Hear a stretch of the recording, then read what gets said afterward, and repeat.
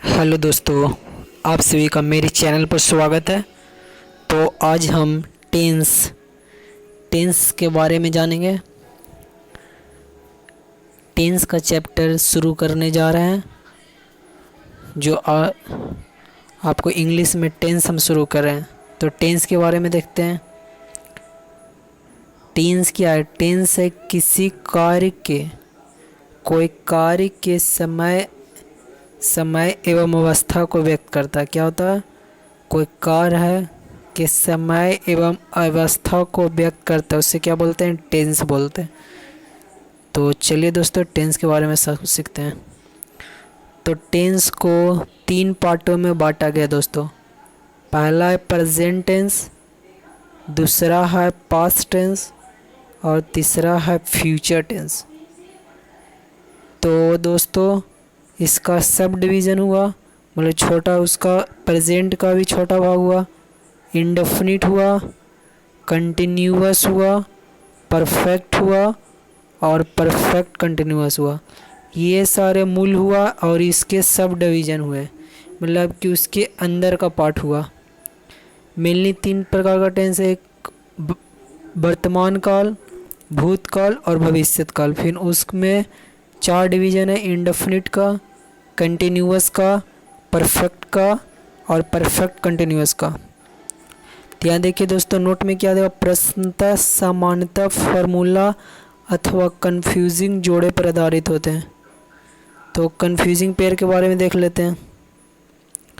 जैसे simple present को हम दोस्तों क्या बोलते हैं? Present simple present and present continuous. Simple present and present continuous. Continuous हुआ, फिर परफेक्ट कंटिन्यूअस, फिर प्रेजेंट परफेक्ट, फिर सिंपल पास्ट। यानी simple present, present continuous. Continuous क्या होता है? Present for perfect continuous.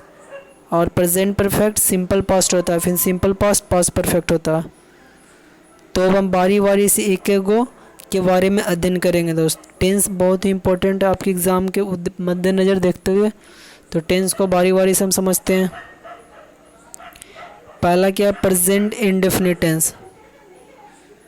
तो प्रेजेंट इंडेफिनिट टेंस में प्रेजेंट इंडेफिनिट टेंस के अंतर्गत हम विभिन्न प्रकार के कार्यों को रख सकते हैं। तो कौन कौन कार्य को हम प्रेजेंट इंडेफिनिट के अंतर्गत रख सकते हैं, उसके बारे में देखते हैं दोस्तों। तो पहला जो मेरे साथियों रूटीन एक्शन है। रूटीन एक्शन मतलब रेगुलर एक्शन, जो हम लोग सुबह उठते हैं उसके बाद जो हम नियमित कार्य करते हैं उसको रूटीन एक्शन बोलते हैं। वो प्रेजेंट इंडेफिनिट टेंस में रखा जाता है दोस्त। जैसे हम बोले आई कम हियर डेली, मतलब कि मैं उस जगह पर डेली जाता हूँ। तो ये क्या हुआ? रेगुलर एक्शन हुआ, जो नियमित कार्य हुआ, उसको हम प्रेजेंट इंडेफिनिट टेंस में रखते हैं। अगला क्या है? इरेगुलर एक्शन, जो अनियमित कार्य है उसको भी हम प्रेजेंट इंडेफिनिट में रखते हैं। अनियमित कार्य जैसे अर्थक्वेक कम इन जापान, अनियमित कार्य है अर्थक्वेक कम इन जापान। ये क्या? अनियमित कार्य, उसको भी हम क्या रखते हैं? प्रेजेंट इंडेफिनिट्स में रखते हैं दोस्तों। अगला है जो हैबिट। हैबिट मतलब आदत हुआ, तो आदत को भी हम दर्शाने के लिए क्या करते हैं? प्रेजेंट इंडेफिनिट्स में रखते हैं। जैसे लिखे ही स्मोक्स, यहाँ उदाहरण दिया हुआ। अगला है दोस्त यूनिवर्सल ट्रूथ, मतलब सार्वभौमिक सत्य को भी दर्शाने के लिए हम प्रेजेंट इंडेफिनिट्स का प्रयोग करते हैं। जैसे बोलें the sun rises in the east, ये जो सन उगता है पूर्व में, ये तो सात्विक है, इसको कोई बदल नहीं सकता, इसलिए हम इसको सार्वभौमिक जो यूनिवर्सल ट्रूथ है उसको हम भी प्रेजेंट इंडेफिनिट में रखते हैं दोस्त। तो यहाँ से हम कितना चीज़ सीखें? ये प्रेजेंट इंडेफिनिट टेंस के अंतर्गत कौन कौन आएगा?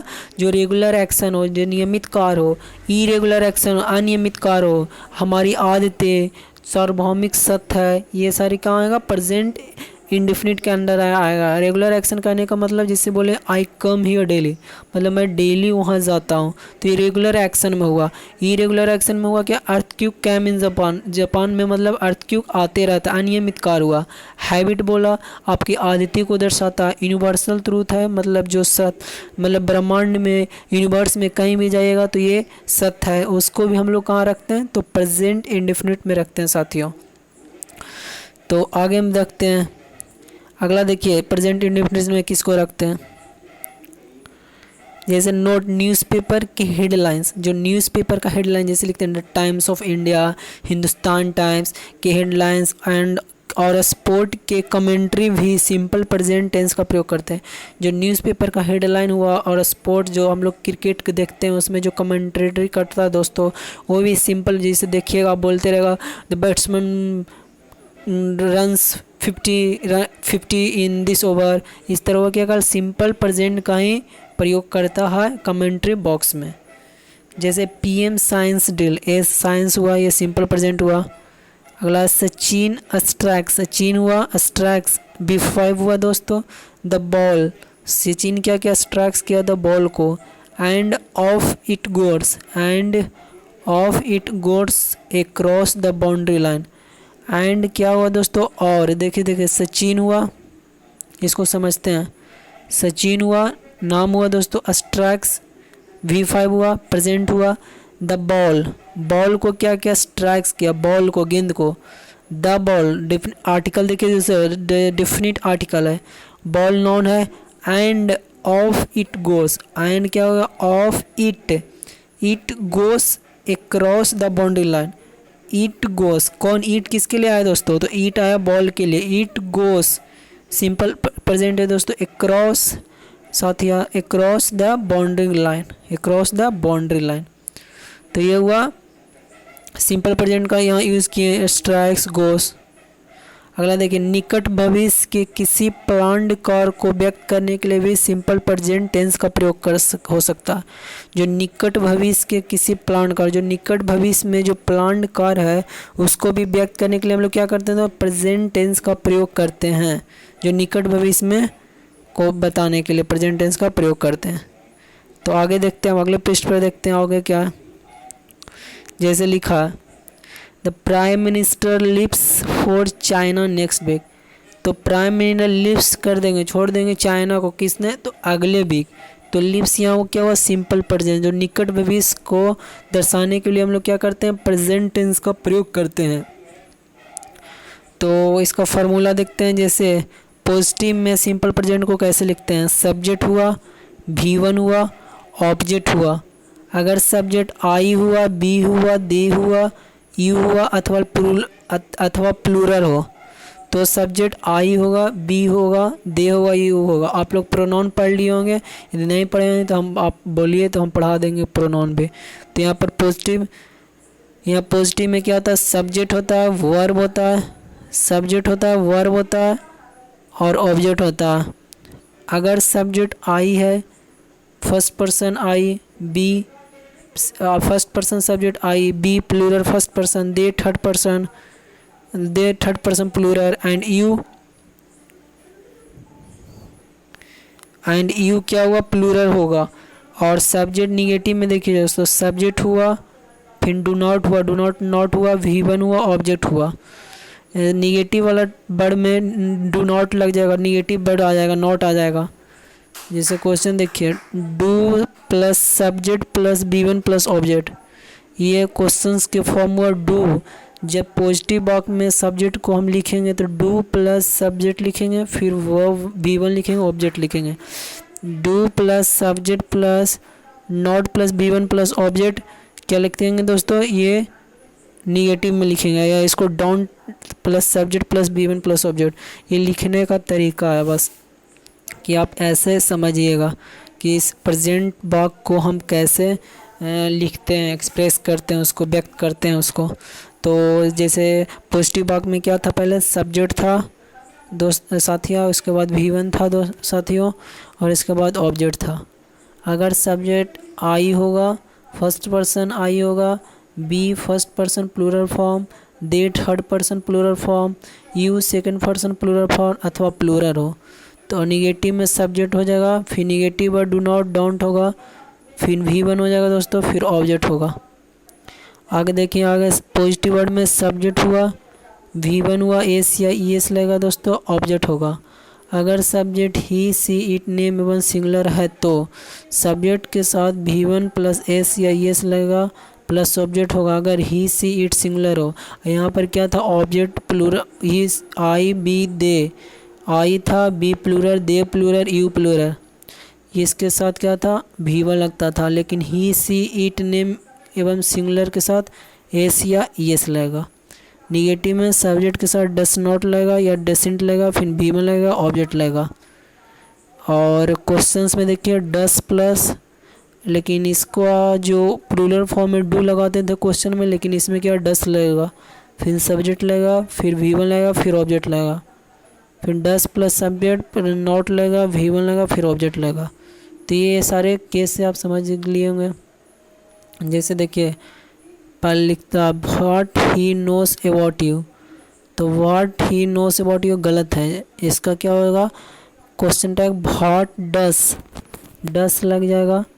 अभी ऊपर देखें ना व्हाट के साथ WH के साथ डस, व्हाट डस, यहाँ देखिए सब्जेक्ट हुआ डस हुआ, does he know about you, what does he know about you, तो ये सब्जेक्ट ये ऐसा बनेगा what does he know about you.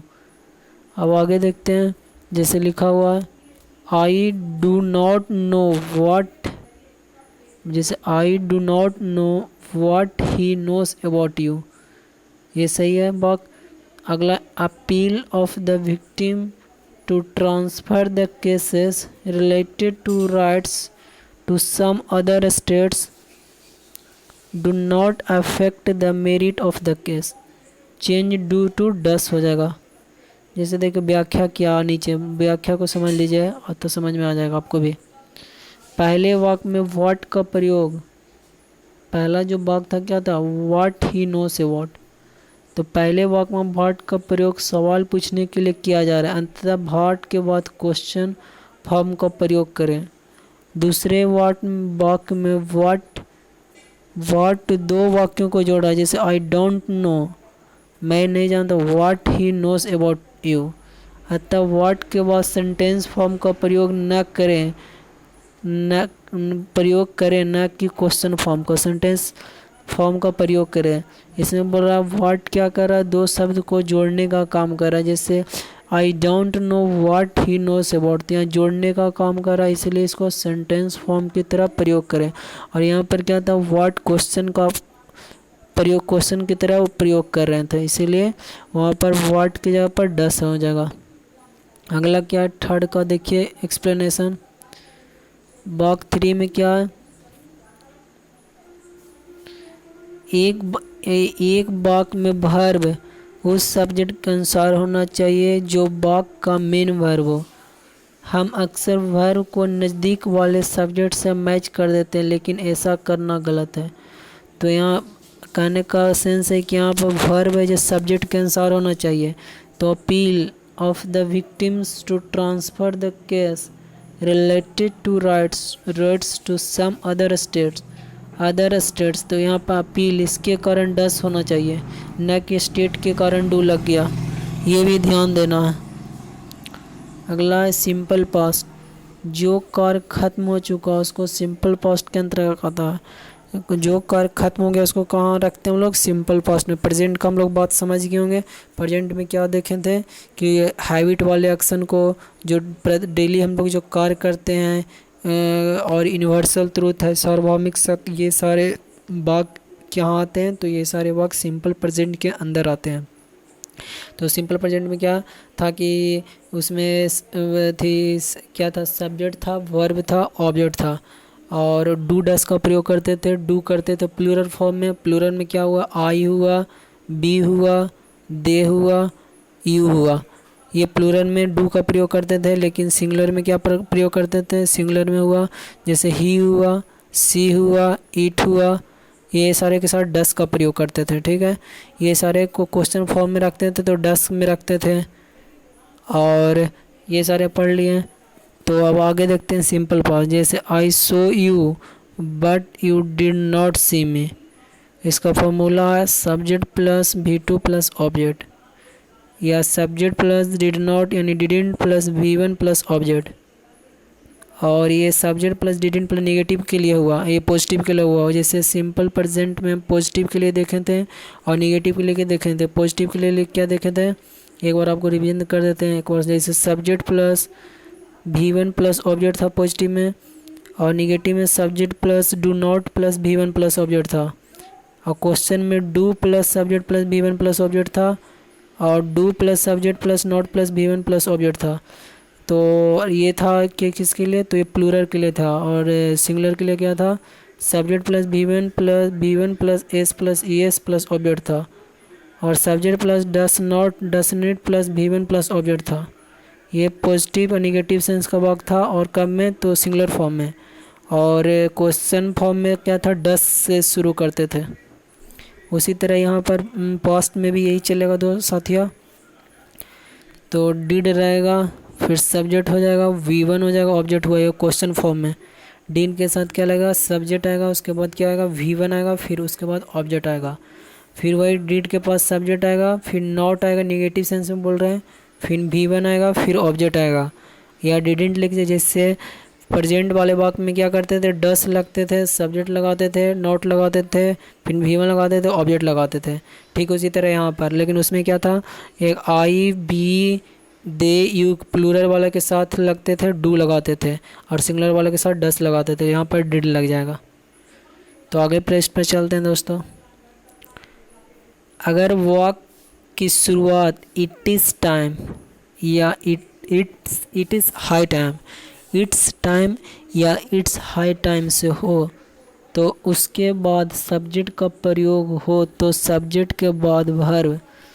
यदि वाक्य की शुरुआत, जो वाक्य है, कोई सेंटेंस है, उसका जो शुरुआत है इट्स टाइम या इट इज़ हाई टाइम से हो, इट्स टाइम है या इट्स हाई टाइम से हो, तो उसके बाद सब्जेक्ट का प्रयोग हो। उसकी यदि इट्स टाइम या इट्स हाई टाइम है, और उसके बाद यदि सब्जेक्ट का प्रयोग हो तो सब्जेक्ट के बाद वर्ब के सेकंड फॉर्म का प्रयोग होगा। तो सब्जेक्ट के बाद क्या होगा, वर्ब का सेकंड फॉर्म का प्रयोग होगा। जैसे it's time you should study, तो it's time you study, it's time के बाद देखिए सब्जेक्ट आया, तो सब्जेक्ट के बाद है वर्ब टू सेकंड फॉर्म में प्रयोग होगा। इट्स टाइम रहे या इट्स हाई टाइम रहे। अगर दूसरा दे रहा, यहाँ किस लिए गलती हो, यहाँ स्टडी नहीं होगा, स्टडी होगा। अगला दूसरा क्या, अगर इट्स टाइम के बाद टू का प्रयोग हो तो टू के बाद वर्ब का फर्स्ट फॉर्म होगा। यदि इट्स टाइम के बाद, उसमें क्या था, इट्स टाइम था और इट्स हाई टाइम था, दो साथ ही दोबारा तो आपको रिपीट कर रहे हैं। इसमें क्या था, इट्स टाइम है खाली, के बाद टू का प्रयोग हो तो उसके बाद क्या होगा, V1 का फॉर्म होता है। जैसे it's time to study, to आया, उसके बाद V1 आया। जैसे यू डू कम, V1 आया, come here every day, you do come here every day, V1 आया, एवरी डे। टू के बाद V1 आता है। जैसे टू के बाद क्या होता है, V1 वर्ब का फर्स्ट फॉर्म आता है। ही डिड मेक, डिड के साथ V1 आया, डू के साथ V1 आया, मेक ए मिस्टेक। आगे बढ़ते हैं दोस्तों। सामान्यतः एक वाक्य में डू, डस एवं डिड का प्रयोग, डू हुआ, डस हुआ या डिड हुआ पास्ट के लिए, डू हुआ पॉजिटिव वाक्य में प्लूरल फॉर्म के लिए, और डस हुआ सिंगुलर फॉर्म के लिए, सिंपल प्रेजेंट टेंस के वाक्य के लिए, और डिड हुआ पास्ट टेंस के वाक्य के लिए। प्रेजेंट टेंस का वाक्य के लिए डू और डस दोनों प्रयोग होता है। डू होता है किसके लिए, तो प्लूरल फॉर्म के वाक्य के लिए, और डस होता है सिंगुलर फॉर्म के वाक्य के लिए प्रेजेंट टेंस में। डिड का प्रयोग पास्ट के लिए। तो बोल रहा है समानता एक वाक्य में डू, डस एवं डिड का प्रयोग हेल्पिंग वर्ब के रूप में पॉजिटिव वाक्य में नहीं होता। जो समान तौर पर डू, डस एवं डिड का प्रयोग हेल्पिंग वर्ब के रूप में पॉजिटिव वाक्य में नहीं होता, ये बता रहा। लेकिन अगर मेन वर्ब पर जोर देना हो तो, जैसे मेन वर्ब पर जो मेन सब्जेक्ट है कोई सेंटेंस का, जो मेन वर्ब है उस पर यदि जोर देना हो तो डू, डस एवं डिड का प्रयोग मेन वर्ब के पहले करते हैं। ऐसे वाक्य में मेन वर्ब V1 फॉर्म में होना चाहिए। कह रहा है कि जैसे आप कोई सेंटेंस लिखें, उसमें यदि आप मेन वर्ब पर जोर देना चाहते हैं तो डू, डस का प्रयोग करेंगे, लेकिन मेन वर्ब से पहले करेंगे, और मेन वर्ब V1 फॉर्म में होना चाहिए। और ऐसे हेल्पिंग वर्ब के रूप में इसको इस्तेमाल नहीं कर सकते हैं। अगर वाक्य में भूतकाल के समय का उल्लेख हो तो पास्ट टेंस का प्रयोग होता है। जैसे I have come yesterday, I have come yesterday, तो हैव कम यस्टरडे में कल आया था, तो कम ना हो के केम हो जाएगा, V2 आ जाएगा। अगला देखते हैं दोस्त, सिंपल फ्यूचर के वाक्य। ये आज तक ये देख लेते हैं, फिर अगला दिन से हम इसके अलग अलग सब डिवीज़न देखेंगे। जो कर भविष्य में होगा वह सिंपल फ्यूचर टेंस के अंतर्गत आएगा। सिंपल फ्यूचर के अंदर इसका आएगा सिंपल प्रेजेंट में क्या था, डेली हैबिट वाला एक्शन को, पास्ट वाले जो बीता हुआ समय में घटित हुआ जो बीत गया उसको हम लिखते थे सिंपल पास्ट में। और फ्यूचर में जो भविष्य में आने वाला है उसको भी लिखते हैं सिंपल फ्यूचर में। जैसे आई शैल मीट यू, मैं तुम्हें इससे मिलूँगा। तो इसका जो जिस तरह से सिंपल प्रेजेंट में पॉजिटिव वाक्यों के लिए क्या लिखते थे, सब्जेक्ट प्लस V1 लिखते थे प्लस ऑब्जेक्ट लिखते थे। कब ये था, V1 किसके लिए था, तो ये था थी सेकंड पर मतलब कि प्लूरल वाले फॉर्म के लिए था, और सिंगुलर वाले फॉर्म के लिए सब्जेक्ट प्लस भी था, फिर एस या ईएस था। लेकिन इसमें फ्यूचर वाला वाक्य है तो इसमें पॉजिटिव सेंस में क्या लिखा है, सब्जेक्ट लिखें, शैल विल हो जाएगा, V1 हो जाएगा, ऑब्जेक्ट हो जाएगा। और निगेटिव वाक्य में सब्जेक्ट रखेगा, शैल विल लगेगा, नॉट लग जाएगा। ठीक उसी तरह पास्ट वाले वाक्य में भी सब्जेक्ट प्लस डिड के साथ नॉट लग जाता था दोस्तों। ठीक उसी तरह यहाँ पर शैल विल के साथ नॉट लगता है, फिर V1 लगता है, फिर ऑब्जेक्ट लगता है। और उसी तरह सब्जेक्ट लगेगा, फिर सेंट लगेगा, वोंट लगेगा, V1 लगेगा, ऑब्जेक्ट होगा। निगेटिव वाक्य के लिए हुआ ये सारे, और ये पॉजिटिव वाक्य के लिए हुआ। क्वेश्चन टैग में लगाना है तो शैल विल से शुरू करेंगे, जिस तरह थी सिंपल पास्ट में क्या करते हैं, डिड से शुरू करते हैं तो क्वेश्चन टैग, तो यहाँ सिंपल फ्यूचर में शैल विल से शुरू करेंगे, उसके बाद सब्जेक्ट आएगा दोस्तों, उसके बाद V1 आ जाएगा, फिर ऑब्जेक्ट आएगा। फिर उसी तरह क्वेश्चन टैग में शैल विल आएगा, फिर सब्जेक्ट आएगा, फिर निगेटिव नॉट आएगा, फिर V1 आएगा, फिर ऑब्जेक्ट आएगा। या सेंट लिखेंगे, वॉन्ट लिखेंगे, सब्जेक्ट लिखेंगे, V1 लिखेंगे, ऑब्जेक्ट लिखेंगे। ये सारे निगेटिव टैग के लिए यूज़ करते हैं।